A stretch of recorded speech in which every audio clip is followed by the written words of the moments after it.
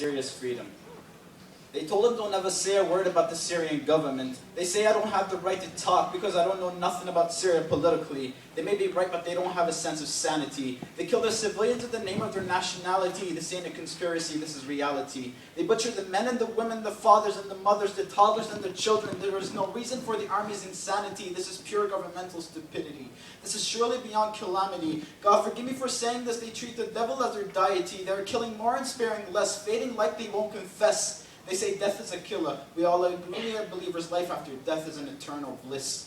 In the society, the dictator's son gained power from a family root leading back to the Bashar al-Assad that long lost his manner. As their cultural minority somehow became an overpowering majority, the clash of both groups occupied the early 1980, the Ikhwan and the Alawi. The massacre in 1982 with a decade of imprisonment, foreshadowing nothing but the year of George Orwell's theory, the corrupted government. This place became nothing but a totalitarian society. People taken hostage in the state of their innocence, accusations becoming charges of being anti-government, and on goes the sentence to solitary confinement and tortured in prisons, where women and men would spend in overcrowded spaces, banning prayers and religious practices. Stories of prisoners unfull of tears, just 5 minutes. A story of a prisoner and how she got to prison. They told her that they wanted to talk to her. Their luring traps had trapped her mind in their side.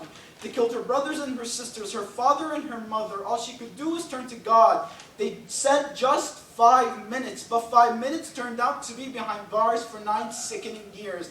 They lied, she cried, they spied, she suffered and screamed inside. Assad had surely gone blind, his heart had long died. The only possible solution is the continuous Syrian bloody revolution. By God, victory is the promised conclusion. This ain't a conspiracy, this is reality. They said they don't want to complain about the Syrian government for fear they might torture their close ones in an instant.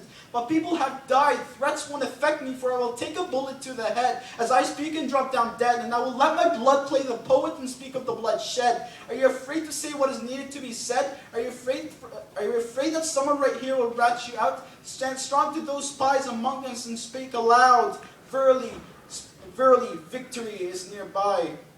Can't you see? God is keeping His promise. Nothing is being spoken but the truth, so know this. I swear to you from the ground up to Damascus. For every beating of my heart, I chant a prayer to this country. Like the chirping white dove in the midst of winter, assuring God's promise over the blossom tree. Close your eyes and listen to your dreams as they become reality. Listen as I come to the end of my poetry. Believe me, I, he, she, and we will witness thee. Even the dictator will too. Syria soon will be free.